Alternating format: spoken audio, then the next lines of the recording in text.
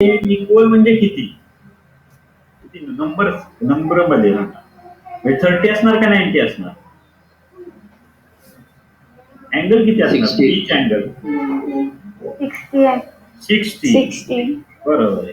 म्हणजेच काय, तुम्हाला तो अँगल दिलेला आहे गिवन, बरोबर पहिल्यांदा सांगितलं होतं हा इक्विलॅटरल. या क्वेश्चन मध्ये तुम्हाला अँगल दिसतोय का लिहिलेला कुठे? नाही. 2 मध्ये 240 आलेलं आहे. म्हणजेच काय, इथे तरी बरंच काही more information is given this equilateral. Equilateral म्हणजे 60 दिलेलं आहे, म्हणून तर ते 240 विचारतात. पहिल्यांदा क्वेश्चन समजला का?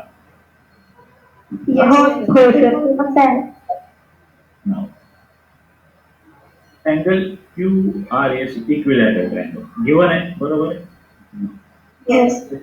RS QS QR sides of equilateral triangle. Okay.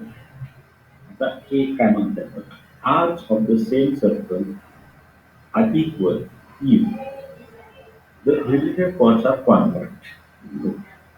फक्त मला एकच क्वेश्चन आहे माझा तुम्हाला.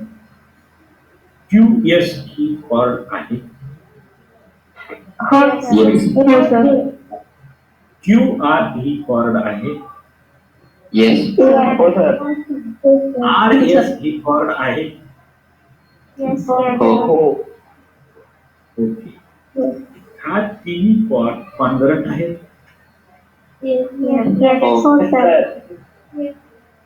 या तिन्ही कॉन्ग्रुएंट आहेत हे कुठं सांगितलंय? कशाच्या आधारावर म्हणताय तुम्ही कॉन्ग्रुएंट? हा ट्रायंगल इक्विलॅटरल झाला. QR, RS, QS त्या साईड झाल्या. त्या साईडच्या ज्या कॉर्ड आहेत का?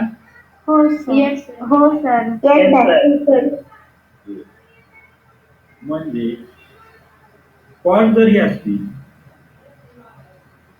इक्वल कॉन्ग्रुएंट असतील तर त्याचा आर्क बद्दल काही थेरम आहे?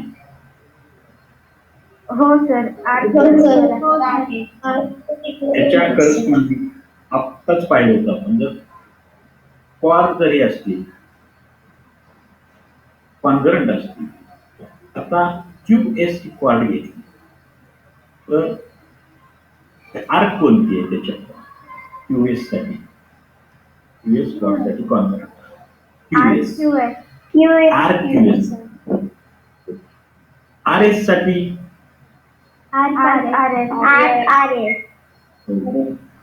RQ साठी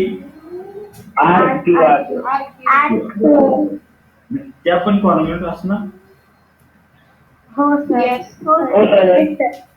आपल्याला प्रूव्ह काय करायचं पाहूया. काय प्रूव्ह करायचंय? Arc RS congruent RQR QS congruent RQR आहेत? प्रूव्ह पण झालं. याच्यामध्ये तुम्ही 2 ट्रायंगल पण कॉन्ग्रुएंट दाखवले. 2 ट्रायंगल एकच ट्रायंगल केला, काहीच केलं नाही, फक्त एकच वाक्य म्हणता तुम्ही ऑल साइड्स इक्वल आहेत आणि same circle are equal arcs of if related chords are congruent. एवढंच आहे. त्याच्यात तुम्ही पायथागोरस 2 काही वापरलं नाही, बरोबर आहे काही? आता हे सांगा ना मला, QRS RQRS 240 कशी काही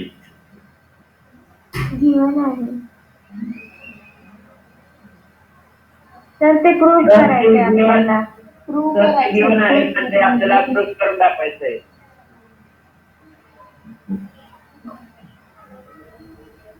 प्रेम करा. आता एक मला सांगा, आता RQR RQS आणि RS या तिघांमध्ये काय what is relation between this two? RQ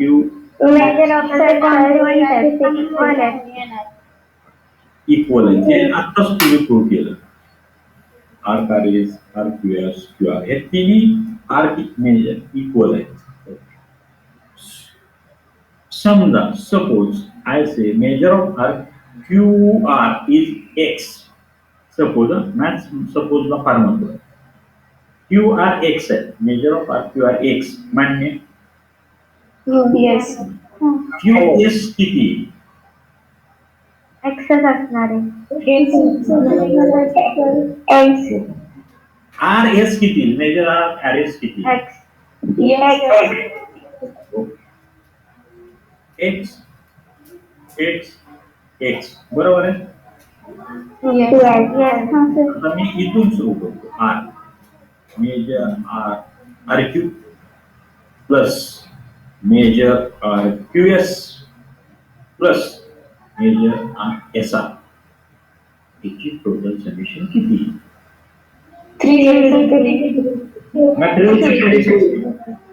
360 नक्की. Therefore, I can write major RQ plus QS plus SR equal to 360. आत्ताच आपण असं सपोज म्हटलो होतो RQ इक्वल टू X हे मान्य आहे का? Putting this value X plus X plus X X plus X plus X किती? 3x. 3x equal to किती?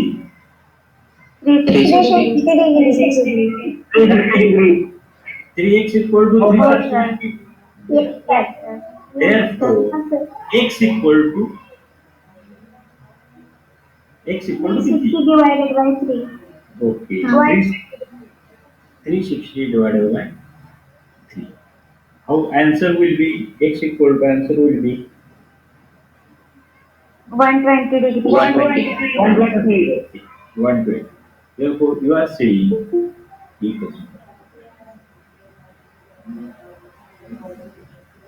You are saying RQ equal to 120, QS equal to 120, RS equal to 120. हे बरोबर आहे? Yes, sir. त्याची summation 360 येते. Yes, sir. Yes. हो. त्यांनी काय विचारले? What they want from us? QRS. काय पाहिजे आपल्याला? RS. QRS विचारलेलं. They have asked QRS.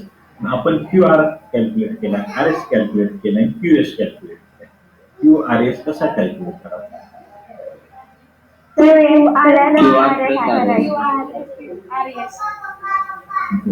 You are saying yes, QR plus RS. QR plus RS किती? 240 degree. हा 120 आहे प्लस 120 240. 2 झालं 240 येते. Yes. सम आता मी परत Yes, sir. सांगतो. R QS R किती? 240 degree. Yes, RQ. 240 degree. QSR 240 degree. म्हणजे अँगल न्यूमेरिकल व्हॅल्यू ना काही न देता you have prove that it is 240. हे समजलं का? एक्झाम मध्ये Yes, sir. तुम्हाला काय जे विचारला QPS विचारला तर QS QR विचारला तर QR RS ज्या असतील त्याच्यानुसार एक्झाम्पल सॉल्व्ह करावं लागेल. 120 सर्कल आर्क 120 हे 240 का आता याच्यात काही कसंही काढलेलं ज्याला सोयीचं वाटेल ते RQRS प्लस 120 कसंही तुम्ही काढू शकता. 240 आन्सर येणार. याच्यात काय केलंय QRS प्लस QS घ्यायचं. हे समजलं का?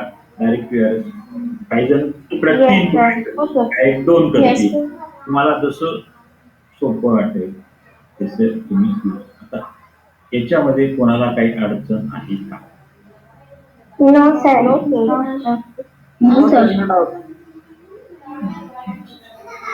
हा एकच मिनिट. याच्यामध्ये सेंट्रल अँगलचा कधी काय आला का? संबंध आला काय केसमध्ये? No, sir. सेंट्रल अँगल यूजच केलेला नाही का? इथे आपल्याला माहितच नव्हतं. हा फक्त ट्रँगलचे जे इतर तीन अँगल आहे त्याच्यावरून हे केलेलं नाव the figure seeing chord EB congruent chord CD. हे समजलं? Prove that हो सर. येस. हो sir. arc AC congruent arc BD हे prove करू शकाल का? Yes, sir. Yes sir. हो, sir. येस. कसं काय करणार ते? काय करणार सांगा तसं माझ्या नाही लक्षात आलं Sir, काय arcs करणार? congruent आहेत. Okay. Chords congruent आहेत. तर angles पण congruent असणार आहेत. पण अँगल कुठे दिसत नाही अँगल दिसतोय No, sir. हा अँगल बरोबर आहे अगदी बरोबर सांगितलं आणि जे कॉन्ग्रंट असतात ते सेम पण असतात. अँगल जर कॉर्ड आल्या ठीक आहे कॉर्ड दिले ते परंतु त्याच्यासाठी असणारा सेंट्रल अँगल दिलेला आहे का नाही सर. No, sir. तरी काय करावं लागलं असतं समजा आर्क हे कॉर्ड कॉन्ग्रंट असते सेंट्रल अँगल ठीक आहे कॉर्ड आर्क बद्दल काही म्हणू शकतो आपण? हो, sir. Yes sir. Yes, sir. काय काय म्हणू शकतो समजा जर chords congruent असतील तर arc corresponding arc congruent आहे. हा sir. Now, chord AB congruent chord CD given arc ACB congruent arc CBD हे कसं काय म्हणता येईल कसं काय म्हणता येईल Chords equal आहेत म्हणून corresponding arc पण equal आहे. इक्वल आहे. ह्या कॉर्डची एबी कॉर्डची तुमचं म्हणणं असेल का एसीबी आर्क आहे आणि BC chord yes sir. BC sorry CBD yes.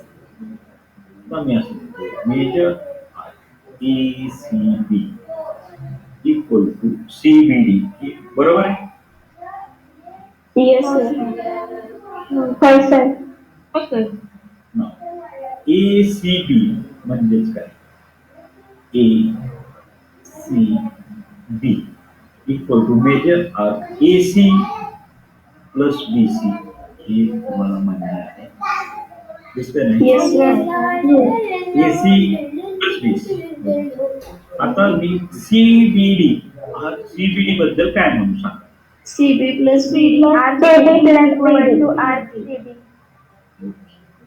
आता परत ऐका ACB equal to CBD okay आणि याच्यातली एसी प्लस बीसी आणि बीसी प्लस बीडी तर यावरून तुम्ही काय म्हणू शकता तर BC कॉमन आहे. BC common AC is equal to DB. म्हणजे एसी इक्वल टू डीबी येईल येस. हो, sir.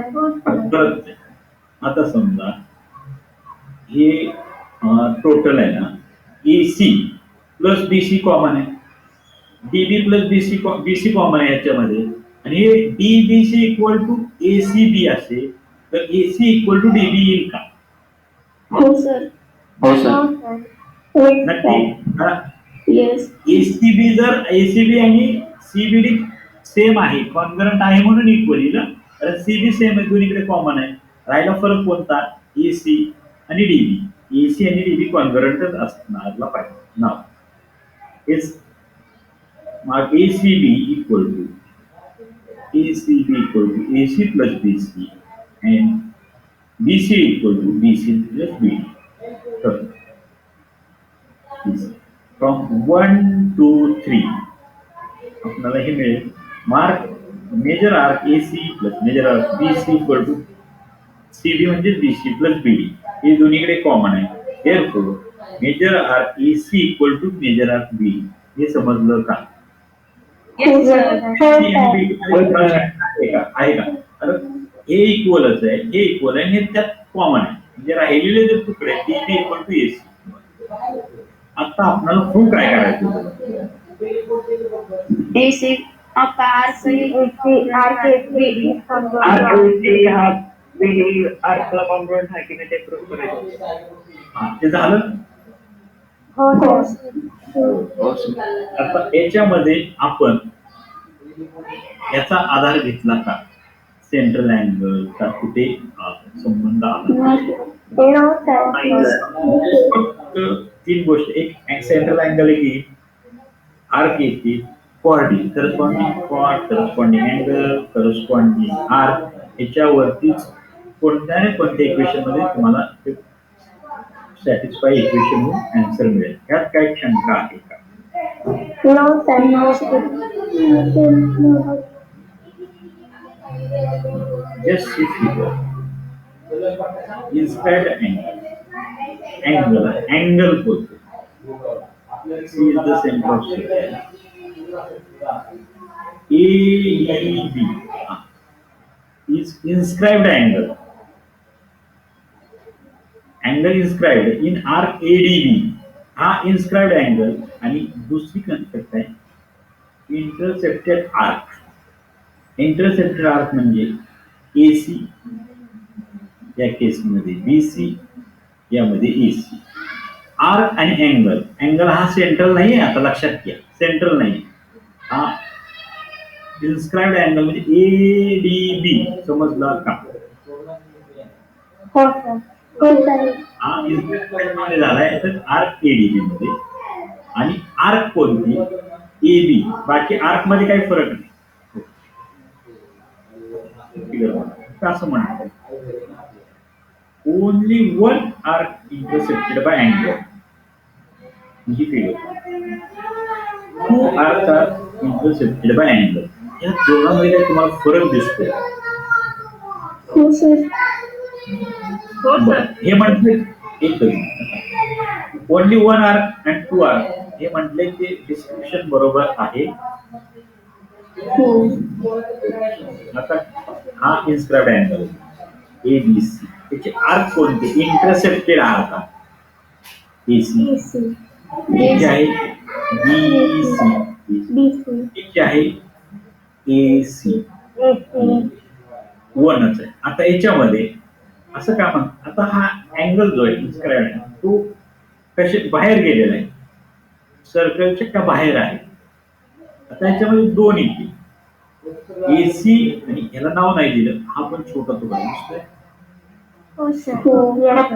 त्याला म्हणतोय टू आर्क्स.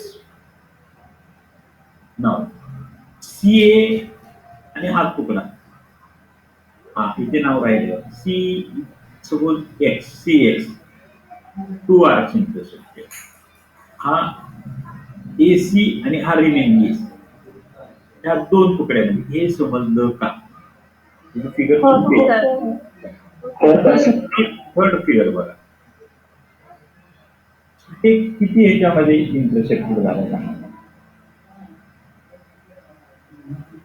नाही झालं सर. आर्क नाही झालं. Arc is not intercepted. ते एक झालं त्या ठिकाणी. हा आणि हा टू, म्हणजे तीन टाईपचे interest, only one arc, two arc आणि हे समजलं का? आपण उद्या हे पाहणार आहोत, इन्स्क्राइब्ड अँगल थेरम उद्या पाहणार आहोत. फक्त एवढंच लक्षात घ्या, नीट लक्षात घ्या. प्रूव्ह काय करायचं त्या अँगल BEC दिसला, BS equal half of major arc BDC. आता मला एक सांगा, आतापर्यंत हा BAC हा सेंट्रल अँगल आहे? No sir. No sir. हा त्याच उद्या पाहणार आहे आपण. फक्त एकच माझी शंका ती सांगा, अँगल आपण वाचतो, अँगल BOC,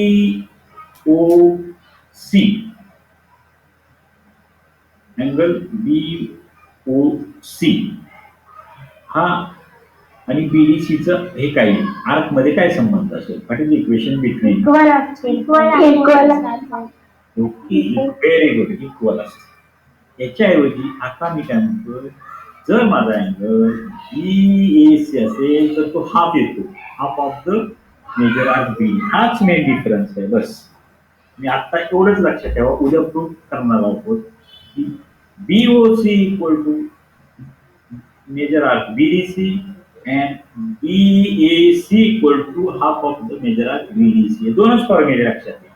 सेंट्रल अँगलला एकदम टेन्शन नाहीये, जी आर्क येईल ती. मात्र अँगल जर बी सेंट्रल अँगल नसेल, बी इन्स्क्राइब अँगल असेल, बीईसी बीएसी, तर तो half of the major arc BDC येतो. हा इन्स्क्राइब अँगल. हे समजलं का? उद्या होतं. एवढं लक्षात ठेवा, BOC is not equal BAC. बरोबर आहे? फक्त सेंट्रल अँगल आणि इन्स्क्राइब अँगल वेगवेगळे आहेत, त्याची मेजर आर्क वेगळे येतात. आतापर्यंत आपण सगळे एक्झाम्पल पाहिले ते सेंट्रल अँगल होते, आर्क. आता फक्त इन्स्क्राइब अँगल येईल आणि मग आपण पुढे जाऊ. याच्यामध्ये आता कोणाला काही शंका आहे का? हो सर. उद्या आपण परत 7:15 भेटू.